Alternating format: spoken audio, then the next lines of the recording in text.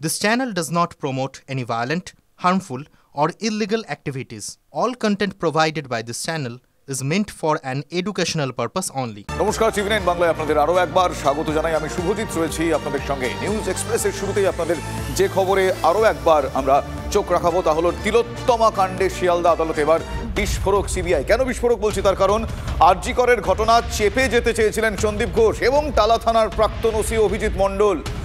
Fair and bright night and day cream, ত্বক থাকবে bright সারাদিন, পলিউশন ফ্রি, ঠিক যেন রাতের ফোঁটা সাদা ফুল। সারাদিন হ্যাপি ব্রাইট স্কিন। ঘটনার পর দুজনের একাধিকবার ফোনে কথা হয়। সন্দীপ অভিজিতের কল ডিটেলস থেকে এই তথ্য পাওয়া যাচ্ছে।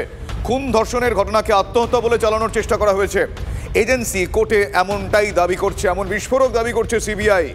লোপাট হওয়া প্রমাণ উদ্ধারের চেষ্টা চলছে। ঘটনায় মোড় ঘোরানো আরও সাক্ষীর খোঁজ চলছে, এমনটা এজেন্সির দাবি, এমন বিস্ফোরক দাবি এজেন্সির।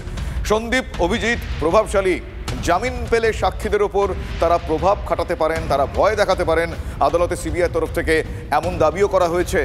জেলে গিয়ে জেরা করার সময় সহযোগিতা করেননি সন্দীপ অভিজিৎ, এমনটা সিবিআই অভিযোগ করছে।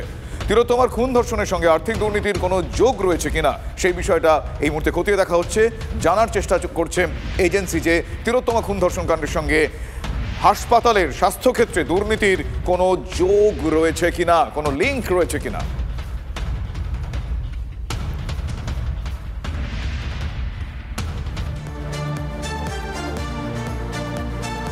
সিবিআই এর এই দাবি, এই বিস্ফোরক দাবি আরও একটা বিষয় শিলমোহর দিচ্ছে।